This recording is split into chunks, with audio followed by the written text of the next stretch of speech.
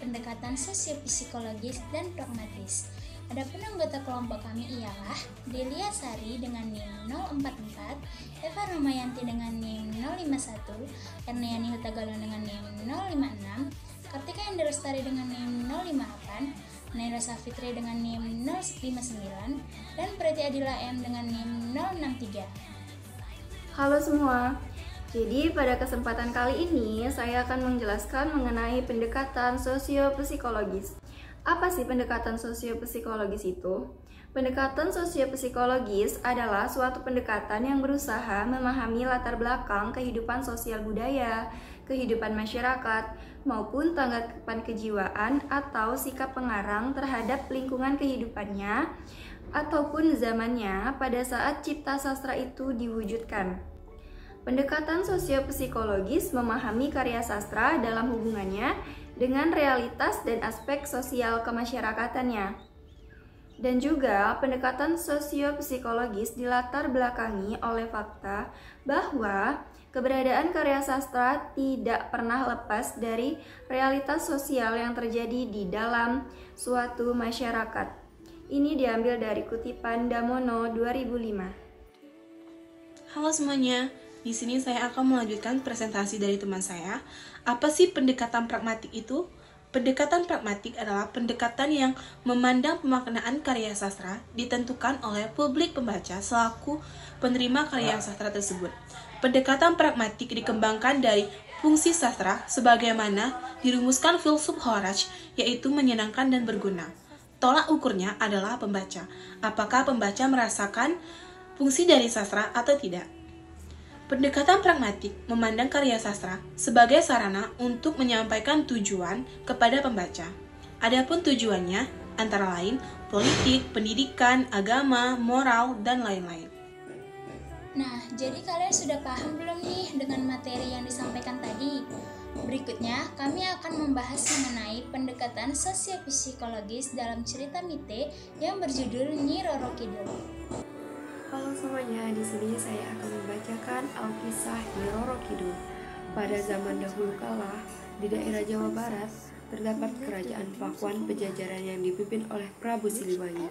Beliau dikenal sangat bijaksana dan dihormati oleh rakyatnya. Raja Prabu Siliwangi memiliki banyak anak, salah satunya bernama Putri Kandita. Ia merupakan anak dari permaisuri sang raja yang dikenal sebagai putri yang baik hati. Seiring bertambah usia, kelak raja menginginkan tahta turun kepada Putri Kandita. Tetapi para selir dan anak-anaknya tidak setuju. Kendati demikian, para selir dan anaknya pergi mendatangi penyihir untuk menyingkirkan Putri Kandita dan ibunya supaya keluar dari istana dan tidak menjadi pewaris tahta dari istana. Kemudian mereka pergi kepada penyihir untuk menyerahkan imbalan yang diminta.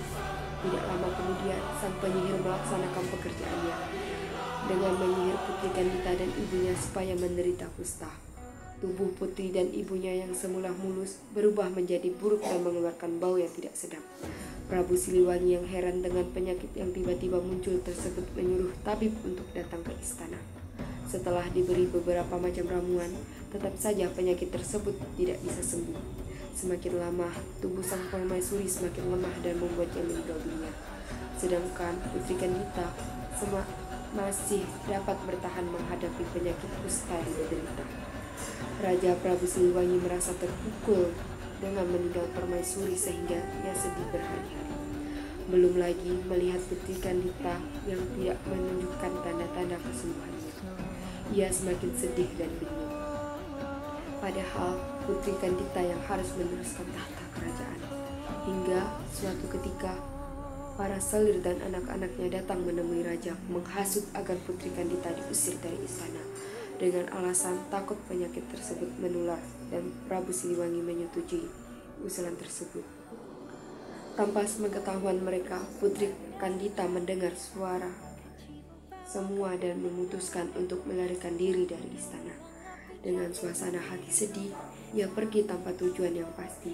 Berhari-hari pergi tanpa tujuan, sampailah Putri Kandita tiba di pesisir pantai selatan Pulau Jawa yang memiliki batu karang dan ombak besar. Tanpa sadar, ia tertidur di salah satu batu karang tersebut.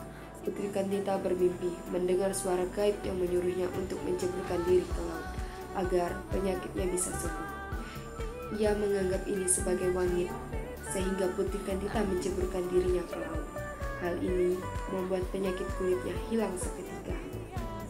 Walaupun sudah sembuh, ia tidak ingin pergi ke istana, melainkan untuk menetap di pantai selatan dan berbaur dengan nelayan setempat.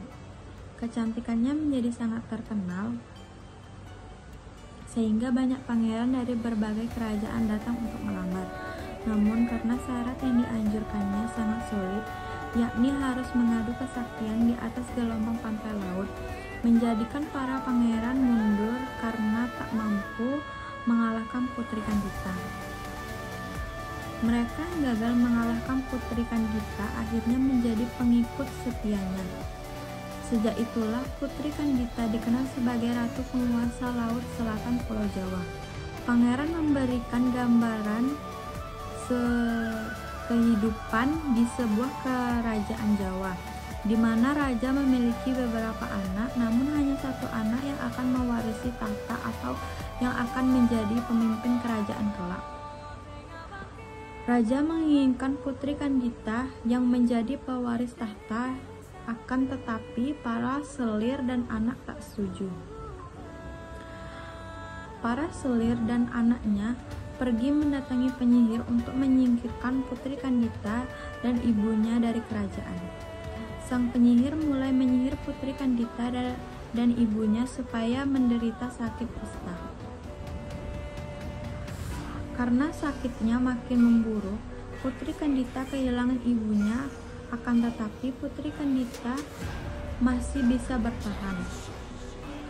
Akan tetapi, para selir dan anaknya menghasut raja untuk mengusir Putri Kandita dengan alasan takut tertular penyakit. Putri mendengar percakapan itu yang membuat Putri Kandita kabur dari istana tanpa tujuan, dan sampai Putri Kandita di pesisir selatan pantai Jawa, ia tertidur dan ia juga bermimpi jika ia menyeburkan dirinya ke dalam laut, maka sakitnya akan menghilang. Dan Putri Kandita melaksanakan perintah di mimpi itu dan benar penyakitnya sembuh. Akan tetapi walau penyakitnya sembuh, Putri Kandita tak pulang ke istana. Ia tetap melanjutkan kehidupan di pesisir pantai selatan dan membuatnya dijuluki sebagai Ratu Penguasa Laut Selatan Pulau Jawa. Baik, saya akan melanjutkan materi mengenai analisis sosiopsikologis. Dalam menyetir tentang Nyi Roro Kidul, pendekatan sosiopsikologis dapat membantu kita memahami beberapa aspek penting dari cerita ini. 1. Perasaan kecemburuan dan ambisi.